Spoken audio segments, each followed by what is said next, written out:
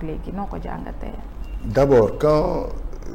d'abord man bëgg naa ñuy wax ceux qui nous parlent de système ñu wax ñu c'est quoi le système. C'est le système aujourd'hui qui a fait de Ousmane Sonko et de Bassirou Diomaye Faye ce qu'ils sont aujourd'hui. Et ce système-là qui nous a permis, à l'écrasante majorité aujourd'hui des hauts fonctionnaires de cet État, ñu jàng sans seen waajur yi génne dërëm. Aujourd'hui ku ci bëggati jàng tu es obligé de débourser de l'argent aujourd'hui pour liggéey kon nañu bàyyi système bi ndax système boobu moo leen def li ñu doon tey. Parlons maintenant de la situation économique de ce pays. Effectivement, c'est une situation économique très catastrophique. Maintenant, bu dee catastrophique, mais aussi il y a aussi de l'incohérence.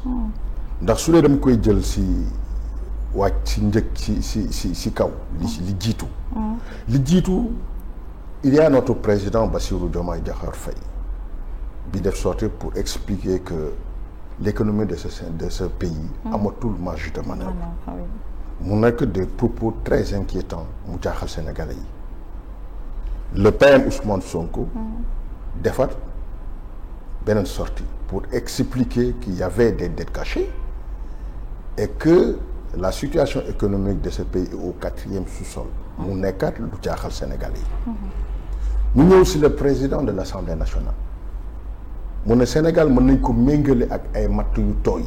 Ku xam matt yu tooy xam ne kenn du ko taal. du tàkk.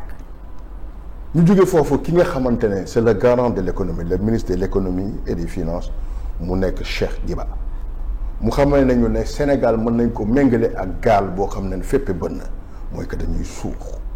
boo jëlee ñoom ñeent seeni perception moo gën a bon la notation de Moody's. Moody's dafa ne ñun dañu dégringoler jusqu'au CAA1 mu nekk dans une zone rouge. ñoom ñëpp ñu génn effectivement attaquer maintenant ce service de notation, cette agence de notation, parce que jàpp nañ ne ñooñu li ñu wax du baaxul, ce n'est pas vrai et que dañu singalé.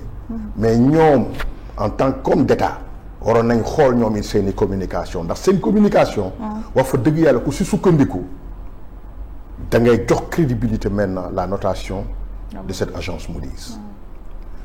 loolu nag su amee moo taxoon ñëpp gis nañu vraiment le fait que maintenant le FMI n'a pas voulu collaborer avec notre cher Sénégal.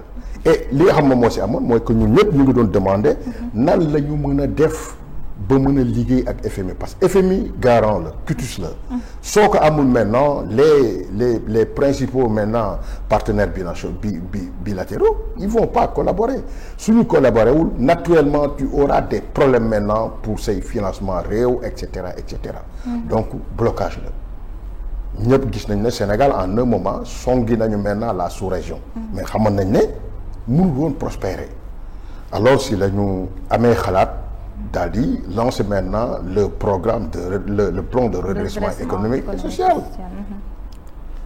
loolu lu baax la. parce que comme on dit à l'impossible nul n'est tenu. Tout à fait. alors mais bu ñu demee ba nga xamante ne lancé nañu plan de redressement économique et social boobu noonu mais jàpp naa ne charité bien ordonnée commence par soi-même.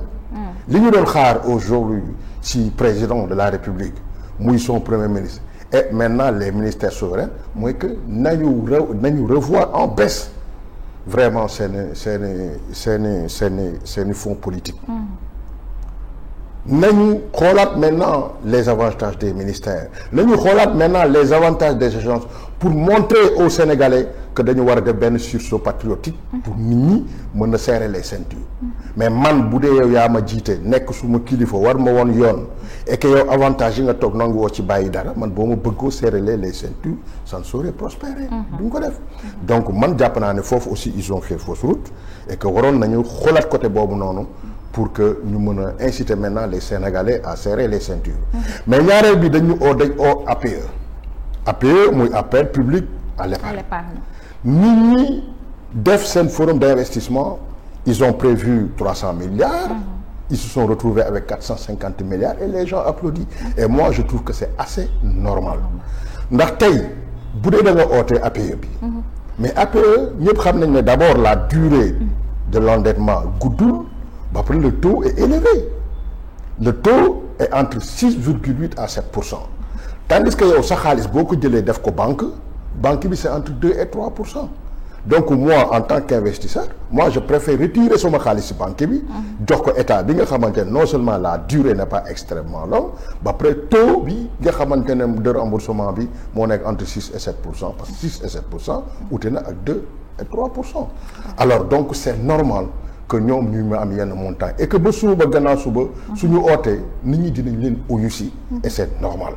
Maintenant li nga xamante ne moom moo am inconvénient maintenant ci côté boobu économie bi mooy que plus ñoom ñu ngi oote plus ñoom ñu ngi enregistré ñu ngi am xaalis plus ñoom ñu ngi nërmeel banques yi parce que banques yi aussi dañuy dem ba nga xamante ne dootuñu amati liquidité suñu amul naturellement liquidité les entreprises yi nga xam ne ils sont censés recruter ils sont censés autant pour moi financer yenn entreprises yi entreprises yooyu en revanche mën a recruter ay travailleurs ñooñu dootuñu liggéey parce que en réalité les banques n'auront plus de liquidité pour faire vraiment des emprunts à qui que ce soit donc ñëpp gis nañu ne les entreprises yu mag yi amul kenn koo xam da nga si gis ay bâtiment R+10 boo xam te ne sa xaalis la banque moo lay jox pour yow nga tabax après ngeen liggéey alors loolu nag su amatul li muy yokku mooy ay entreprises yoo xam te ne dañuy taxaw bu ñu taxawee taux de chômage bi mu ngi yokku et c'est ça aujourd'hui l'inconvénient maintenant de cette APE maintenant nag li nga xamante ne moom moo si am comme situation mooy que il faut qu'il y ait benn sursaut patriotique que ce gouvernement soit ouvert essayez maintenant de discuter avec ceux qui ont des compétences et qui sont des Sénégalais et arrêtez maintenant vraiment de vouloir gouverner avec des partis vraiment de État yooyu baaxul moi je pense que bu heure adversité jotee nous sommes des adversaires kenn ku si nekk am nga droit far ak ànd ak ki dal sa xel mais bu ñu demee ba nga xamante ne accéder nañu à la magistrature suprême nañu xool Sénégal yi nga xamante ne am nañu xam-xam yaakaar nañu ne mën nañ contribuer au développement de leur nation ñu jël leen pour ñu liggéey Sénégal parce que à la fin de la journée que muy ñun muy ñoom li ñu tax a jóg mooy defar Sénégal bu dee defar Sénégal moo la tax a jóg nag xoolal ñi nga xam te ne am nañ compétence am nañ xam-xam bi nga andi leen pour ñu liggéeyal Sénégalais yi. est-ce que am na solution si ni ñu nekkee nii du dund ci économie ni ñu nekkee nii du dund parce que nag monsieur Diop Sénégalais yi sonn nañ. non les Sénégalais sonn nañu te ba tey ñu ngi gën di nërmeelu te amaguñu issue lu dul ñu armé wu de patience parce que am na ku ma wax même affaire woyofal bii ñuy wax d'ici 2028 boo doon fay 100 francs ci kilowatt bi mën nga fay fukki dërëm parce que dina fekk yenn projet yu taxaw si gaz bi mën a def pas à pas on nous demande de s'armer de patience au fait pour les urgences de l'heure. xam nga au-delà même de woyofal bi Fatima, aujourd'hui les Sénégalais font plus que souffrir ndax tey boo jëlee l'éducation nationale les écoles publiques pratiquement ne fonctionnent plus gis nga fi mu nekk ni nos partenaires sociaux ñëpp ñu ngi commencé yëkkati ay grèves nga jóge foofu tey jii nii la location est extrêmement chère les denrées de première nécessité extrêmement chères l'électricité extrêmement chère l'eau vraiment le déplacement c'est-à-dire que dis-moi qu'est-ce qui est aujourd'hui soutenable dans ce pays absolument rien donc dire que les Sénégalais souffrent loolu wax du fanaan ci mbedd mi la ñëpp xam nañ ko qu'est-ce que nous devons faire maintenant pour décanter la situation wax ko sànq d'abord il faut qu'il y ait maintenant